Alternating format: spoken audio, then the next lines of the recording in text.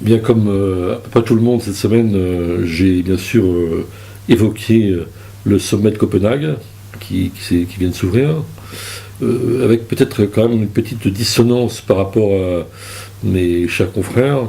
En particulier, nous n'avons pas, nous, participé à cette opération des 44 pays et des 56 journaux qui publient le même éditorial. Et je dois dire que cette opération me gêne un peu, fût-ce pour la bonne cause, qui est celle effectivement de la lutte contre le réchauffement climatique.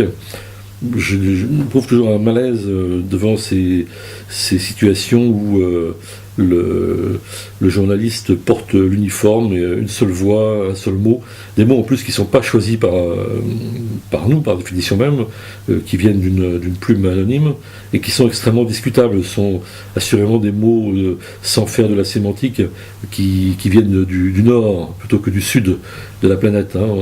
On observe quand on dissèque un petit peu le texte qu'on nous propose on nous parle d'un monde dévasté, ravagé, etc.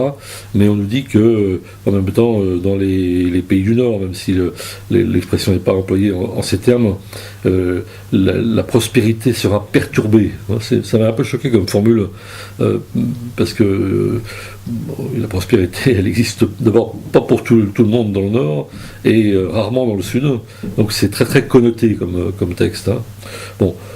Sur le fond, je me suis interrogé sur ce sommet de Copenhague, non pas pour me demander si ça allait être un succès ou pas. Je pense que, pour finir, on va avoir probablement un accord. Je pense que tous ces gens, Obama et autres, qui se déplacent, vont parler là-bas pour simplement solder un échec.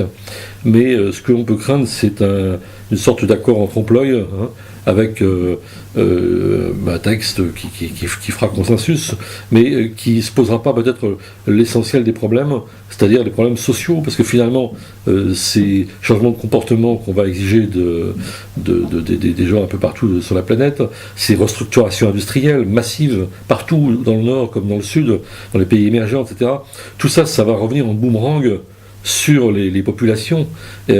Si c'est pas accompagné de mesures sociales, c'est-à-dire en fait d'un autre ordre social, d'une autre répartition des richesses, alors on va ou bien au-devant d'affrontements et de colère massive, ou bien on va au-devant d'États qui vont finalement, craignant ces réactions, renoncer à agir.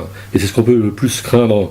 Et là, on aurait en somme un succès de façade, des textes qui seraient produits, et puis derrière rien, parce que je suis personnellement convaincu que cette question de la lutte contre le réchauffement climatique pose des problèmes de structure sociale un peu partout dans le monde.